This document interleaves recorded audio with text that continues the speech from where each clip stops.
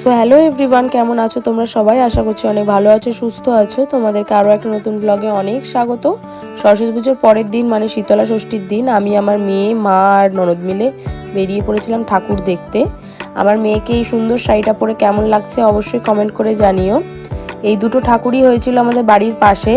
এই দুটো দেখেই না আমার মেয়ের ভীষণ ঘুম পেয়ে গিয়েছিল, সেই কারণে ওকে বাড়িতে রেখে আবার বেরিয়ে পড়েছিলাম ঠাকুর দেখতে।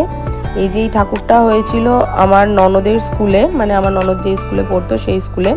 ছোট ছোট বাচ্চারা কি সুন্দর ইনভিটেশন কার্ডগুলো বানিয়েছে, আমার তো ভীষণ ভালো লেগেছে।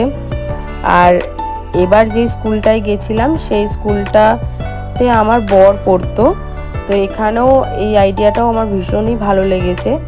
আমার মা না ওখান থেকেই বাড়ি চলে গিয়েছিল, আসলে অনেকটা রাত্রিও হয়ে গিয়েছিল, সেই কারণে আমার মাকে ডেকেছিলাম কলাই সেদ্ধ খাওয়ার জন্য।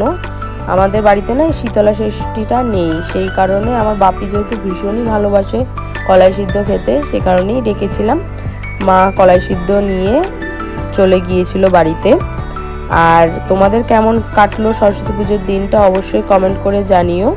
আর আমার ভিডিওগুলো ভালো লাগলে অবশ্যই লাইক, শেয়ার, সাবস্ক্রাইব করে দিও। আর আমার ফেসবুক, ইনস্টাগ্রাম পেজটাকেও ফলো করে দিও। দেখা হচ্ছে নেক্সট ভিডিওতে। বাই।